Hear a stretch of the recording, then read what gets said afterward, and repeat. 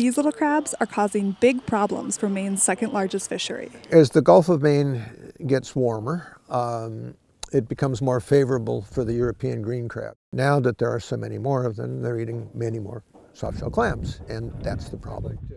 So the town of Gouldsboro is trying something new to adapt: grow their own softshell clams. The Down East Institute has grown clams for several decades, both for research and to sell. But it's not cheap for towns to buy them, or economically sustainable as temperatures continue to warm. It was a question, really, of is it possible for a town to run their own operation, small scale, and make it work and save some money? So Zulik and other local volunteers started their Shellfish Resilience Lab in hopes of revitalizing the local fishery, a part of the town's economy and culture for generations. I'm a clam digger. I've been a fisherman just about all my life. Michael Cronin made a living off clam digging for years, but says he doesn't get the same haul anymore. And now there are only a handful of diggers left in town. We used to have 20, 30 diggers, and there was plenty of clams every year. They repopulated themselves.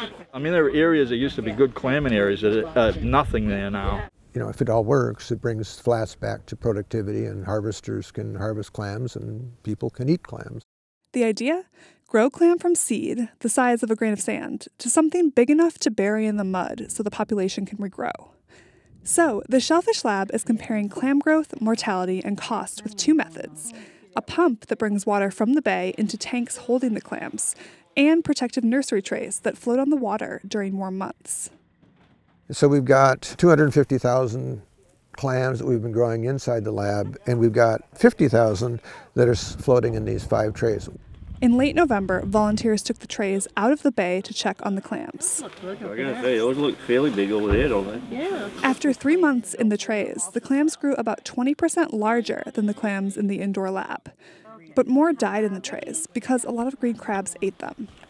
Crab, crab. It's been very warm.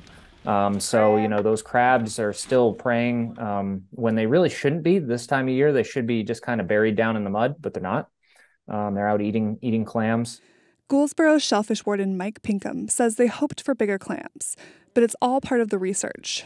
For now, they'll continue to adjust and document with the goal of helping other coastal communities. It would mean a lot for this community. It would also mean a lot for surrounding communities, because if we figured this out for us, it gives somebody else a starting point, because we started at ground zero.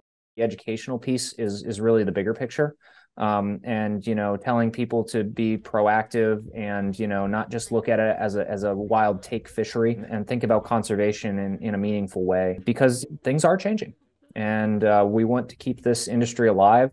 In the face of a warming planet, Gouldsboro and other coastal communities must keep trying to adapt, or risk losing the softshell clam fishery.